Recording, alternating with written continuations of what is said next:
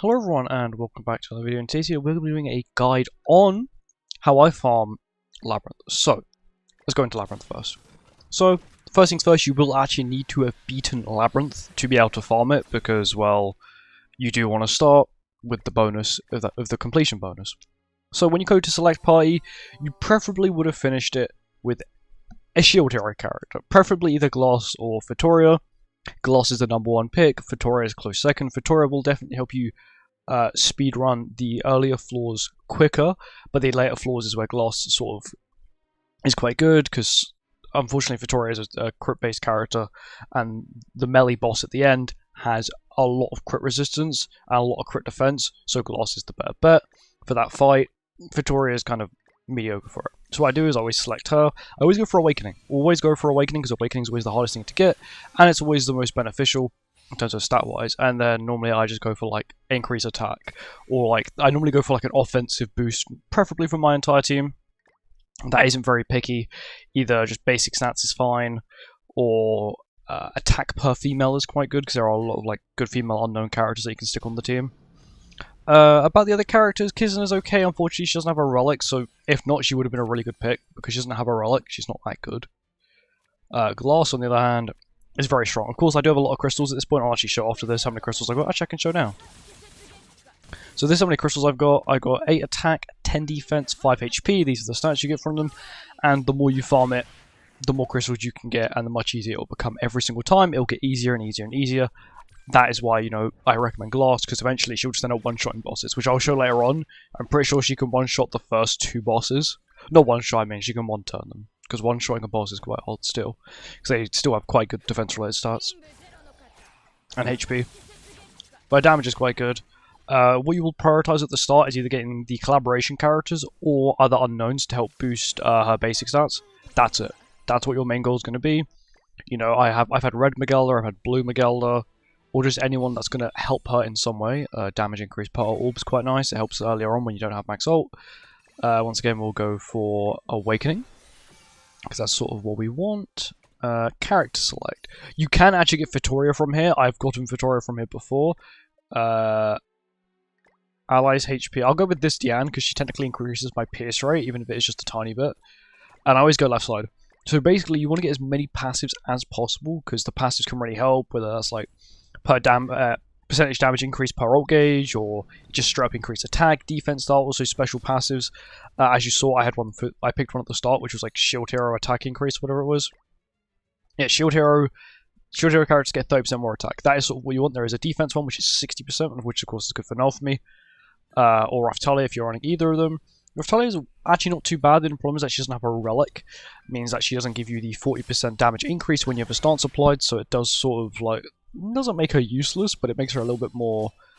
It does make her quite useless, to be honest. She's only got her Sever skill and her Flood skill, which don't do too bad damage, but you kind of do want her relic to make her damage really stand out. But yeah, she'll help increase pierce rate. I have picked this Diane before, and I've just basically just stuck her in the back to the end. Death Pierce is also quite a good back unit as well. Each female, yeah, we'll take that. That's another 14% attack. And we go for ult level. So the reason we also go for ult level as well is that just in case later on down the line, let's set on a boss, I end up getting my ultimate because I don't get good card RNG or whatever. But I get my ult, the ult will just one-shot.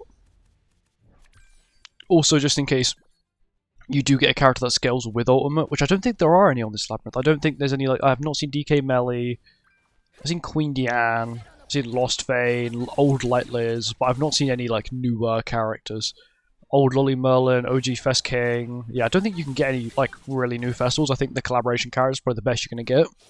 I have seen Green Freya, which is quite good, because she could be quite a good DPS if you don't have these collaboration characters, because she has 2 single targets, and they're both attack skills, because debuff skills can be quite punished later on, which is the reason I will sort of try and stay away from characters that have debuff skills, apart from like Nalfmi.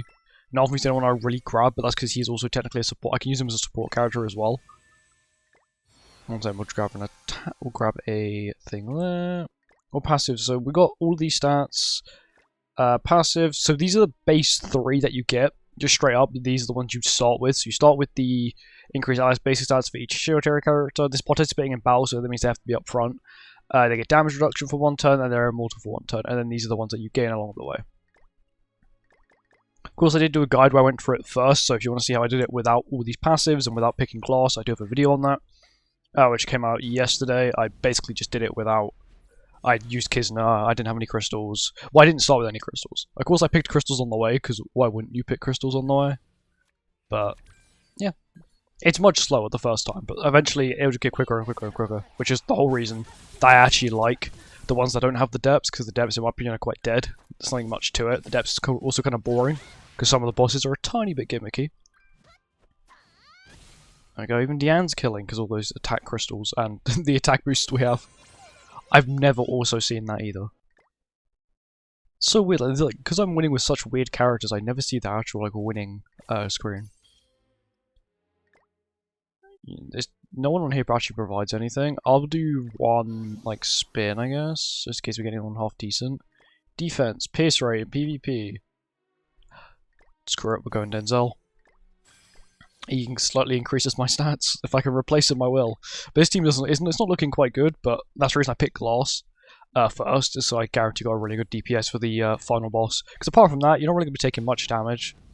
You can probably one turn nearly every single actual phase. The longest thing about doing this is actually fighting these bosses and actually having to play in the skills, because you can't put auto on, which is slightly sad. I wish they did add auto, but I understand why not.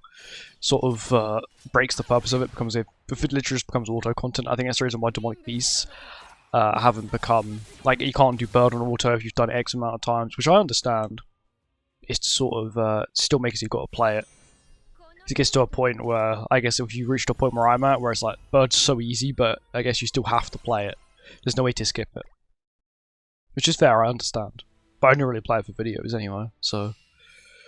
I'll just go with attack. I'd rather just go for attack than to work for everyone if I pick someone else. Null for me, I'll take. I will take null for me. And I'll put Denzel on back. Because Diane's got a defense lower, which is quite good for the first 2 floors, because everyone can be debuffed. Oh, melee can't be debuffed, so it's not the best. Characters. Tristan. Yikes, I ain't touching that. We will grab a HP crystal, though. And then we'll grab some more awakening whilst we're at it. But some better stats. So the crystals also do, when you get the stats from the crystals, they do actually affect your CC, which is quite nice. It means that if you are lower CC or you're struggling to, you don't have high CC characters, and you're a newer player, it's much easier to get CC. You just go buy the crystals. Yeah, it may take you a few, I guess, tries. It'll take you a little bit longer to get more CC to do it, but it's doable with any team, basically, which is quite nice. And we'll just double play Glass. So the reason I have null for me here is his stance will just straight up give me stats, because of his passive, because that's not restricted to humans. Yeah, that's the reason why Glass is really good.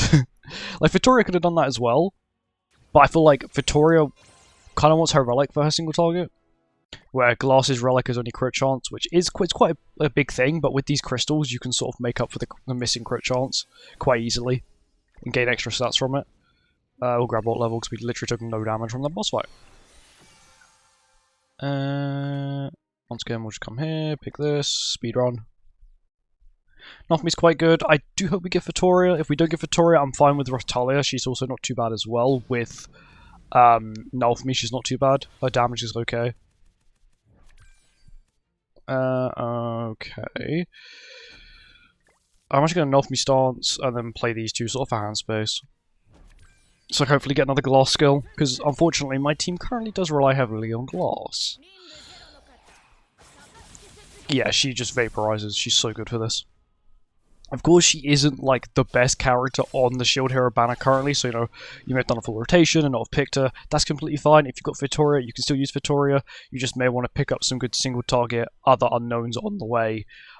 Freya's quite good. Freya's quite good. You've got the brother and sister combo is quite good. Lolly Merlin's okay, you just can't use her AoE skill. If he has a counter up. If the counter's not there, I've never seen that before.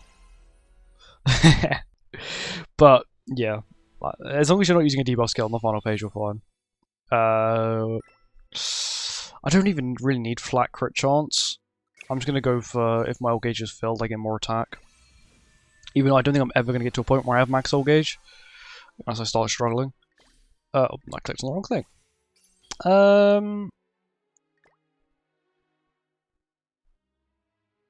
That says deathmatch. If that didn't say deathmatch, that would actually been really good. Unfortunately, I got 2 PvP characters, which isn't the best. I'm going to skip this, because even though this team is really ropey, it's not too bad. If that was L-Log Locks, I would have taken it, but it's not L-Log Locks. So we're just going to grab the defense crystal. This is going to be a really bad team. You can get Vittoria on the first floor. If you're really lucky, you can get Vittoria on the first floor. We'll grab some more Super Awakening. Obviously, I've not gone for levels. I don't particularly go for levels, because levels are not as impactful as Super Awakening at the start. Later on, they will probably be the only thing we can get, but at the moment, I try and get as much Awakening as possible. Gotha, okay. If I remember correctly, this boss is actually quite tanky. I think it's the tankiest out of all of the side bosses. Okay, I don't have to worry about him this turn. I'm not going to null me stance because I don't need to. I will double attack into this one because we don't have type advantage. Snipe. 85k, not bad. And go. Let's just go to the left. I think he's quite tanky. Okay, he's not as tanky as I thought he was. Definitely no for me stance. I'll just play this, this, and then this. Nofmi stance is quite good, because once again, everyone gets the basic stats, but Nofmi also does give himself the increased damage dealt and the damage reduction, which once again, makes him quite a good solo tank without having to have humans on the team. He doesn't have any effects that want more than a single human. Like, Nofmi increases his own HP by, or all humans' HP by 5%. That's just once. You know, increases humans' damage dealt, and they've reduced their damage taken. Once again, if he's the only human on the team, there's no difference to if he's the only human on the team or you've got like 20 humans on the team, which is impossible, but still. We'll just go shield hero characters HP. Characters. Can I get someone good, please? Like, if I can't even refresh it anyway. It's the painful bit of like not getting anyone I want. We should have enough, hopefully, to get a character pick at the next shop, and hopefully get another shield hero character instead of getting this really B-Tech team. So sometimes I've had like my proper team built by like the start of the second floor, but this time apparently I'm not allowed to. I'm going to start with this. I think her defense low is AoE. It is AoE, okay, that's nice. Now for me big damage, or... That's quite good damage, to be honest. For not having a single Wrath stack, that's a lot of damage. And Patience. That's the only unfortunate thing is if you are using Null for me, you will Patience a lot. Because the crystals give you a lot of defense, and a lot of the passives, you know, basic stats, defense boost. It's just unfortunate, you probably won't be able to make proper use out of the Wrath stacks for him. But on the final melee boss, you definitely will be able to. Melee can definitely deal lots of damage to Null for me, which is fine. 5-6 already, nice. And we're only level 49. 49 SA2. 95k CC. So the final boss is 120,000 CC, which means we are close, which is fine. Already nearly at the end of floor 2.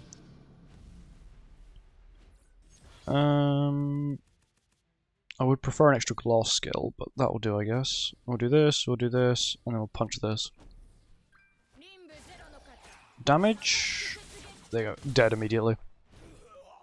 I guess the only problem with that having like a full unknown team is the Gloss doesn't really get her max stacks of her passive. Like, she doesn't get the Pierce buff or the Crit Chance buff very often. But to us, it's not really needed. Like, even looking at the damage now, it's quite good. I wish I had this luck on PvP for none of me cards. And we'll just kill her and just merge. And now it's dead. There you go. 82k is not bad. I have actually been using Gloss and PvP ready for my Gloss video. My Gloss PvP video, just trying to find like a half decent team that like doesn't have to go first, because once again Unknowns doesn't have the best CC. More damage, yes please. Shop, I beg. I can't even afford a character. Okay. I guess we'll just take a HP crystal instead, which is okay, I guess. Yeah, this is probably the worst team I've had, like the entire time running Labyrinth. But if I can beat it using Gloss, like Gloss is like the main character I really care about. We do get, of course, the Pierce buff from Deanne, which is quite nice because, of course, Gloss does have 2 Pierce skills. Okay, Glock. This is like the ultimate test. Can Gloss one turn this man? We did get level 2, which will be quite useful. Can we kill it? Of course, we only have 2 females on the field instead of 3, so we lose 7% attack, but that's fine. Good damage. How about the single target? Level 1? Yeah. I'm pretty sure even with 2 level 1s you would have one-shot it. One turned, which is quite nice. Naofmi's basic stat boost from his passive is nice, so we got another 320 crystals. Or whether the exchange mats you need for the shop, the cubes. Fragmented cubes. Come on, someone good. Does she just do general basic stats? She's just general basic stats. I'm sorry, but you're going into the back. And then we do this. Diane works in the back, which is completely fine. Malaska now just gives us more basic stats, which once again is lovely. Plus, we're going to have lots of lifesteal with Malaska based off of lifesteal. So, she'll already have an extra 36 lifesteal, which means she's actually going to be quite a good character, now I think about it. I want to check her lifesteal when we load, because she needs, I think, 100% lifesteal to give 20% basic stats, which is like her cap, basically, on how much basic stats she can provide to your team. We'll be able to find out in a second. Your lifesteal is 90%, so she's nearly providing like max basic stats for the team. Yeah, she's a lot of attack. I'll just do this, this, and then we'll just knock me AoE as well. Damage. Okay, now these phases are getting a little bit tankier, but we are on floor 3. I also really like this arena as well. I wish they made more use of these arenas. They're kind of cool. Knock me AoE. He's not going to be doing the most, he doesn't have a stance up. He has 0 raw stacks as well. Okay, seems like we're only getting null for me skills. I have to pray he's going to kill here, if not we get null for me. So anyway, also from the free multi, I got another copy of null for me. Now my null for me is 5/6, which is insane. So in the like training area where like, you can test out your characters, I got him to do just over 2 million with a golden stance with no wrath stacks. Bear in mind he gets 25% increased damage dealt per wrath stack, and it can stack up to 6 times. So a lot of damage dealt, and I really can't wait to use him in PvP for a PvP video, because I definitely want to use him in a PvP video. I think it'd be quite cool. Quite nice. Now we're getting to all these crappy like single race passives. That's what I hate about this floor. This floor is just filled with single race passives, which is what I hate. Or skill passives. It's like, oh, wait, let me show you if I can find a skill passive. No skill passives. That's actually quite good passives. Characters. Do I take it? Probably not. She doesn't provide as much basic stats. I'll just take this instead. If only I would have offered like a half decent character sooner, then maybe it wouldn't be so bad. I'll go this one. I'm not sure if the difficulty of the boss affects the how good the passive is. Because technically I've just picked the harder one, but will it give me a better reward? I don't know. Because the symbol's the same, so I'm guessing it gives the same reward. But you can never know. We'll do this, then we'll do this. Actually, I'm going to North me stance first. Extra basic stats. We do this. Let me do this. So I always tell the people that play the skills, just so it's just... I don't have to sit through and watch the skills get patience. That's very good damage. Oh my god. She also lifesteals a lot. 177k, she lifesteals 150k, which is insane. And then we can just single target with Colossus and then that will kill. Big damage. Gloss is definitely the way to go. Yeah, it's maybe it takes you a little bit longer because you have to use single target skills, but on the final boss, it will definitely help you a lot more on melee. Which is why I pick Gloss. It's just I prefer to go with a guarantee win than like me having to find some other random ones on the way. I'll go with defense because none of me technically benefits from it. We'll go from Super Awakening because we do need Super Awakening now, and levels. I'm pretty sure if we just hug this wall, yeah, we do grab a few more things as well. 130,000 CC. We have surpassed the 120k needed to go first against the final boss, which is quite nice. Wait, since we grabbed that defense buff, I want to see how much Nelf we can do turn 1. I'll stance up and play one of his skills and see what we get. We do this, and I'll kill this one as well, because he's playing 2 skills, and I don't want that. You know, they can do like no damage. Seeing him crit is so satisfying. But of course, his crit chance is like heavily exaggerated on this because of the crystals. How much crit chance boost does he even have? From the crystals. 66%, that's insane. And we'll just play these. It's dead anyway. We don't even need the buffs from it. And snipe. Nearly 300k, which is quite good. When I was using Gloss, she's actually very good against goddesses, which I was actually shocked about, because my first match testing her, I went against goddesses, and she was very good against it.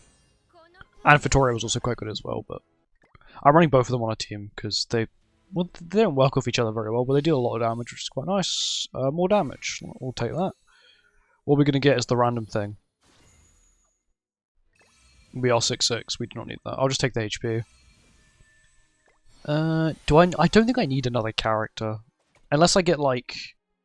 No, I don't think there's any characters now that I would actually kind of replace anyone for, because yes, technically I could pick someone, I could pick, I don't know, Philo, and then have like another shield hero character, but that's just not worth it when she provides enough basic stats as it is. This is also the horrible king boss that I absolutely hate. It's like the one boss that I don't think Lost can one turn. Actually, maybe, because we do now have lots of support for her. Yeah, this boss has lots of HP. I don't think... if this was your first run, you would not want to verse this boss. Hopefully he can actually damage enough for me. I just realised he might not be able to damage him. He can't even damage enough for me. Nice. The one character who needs to take damage can't take damage. Even though he was defense load by I think like 30% or whatever. It's any problem about having one proper DPS. Enough of me's good, but he needs Wrath stacks, and I can't get Wrath stacks because I'm too tanky.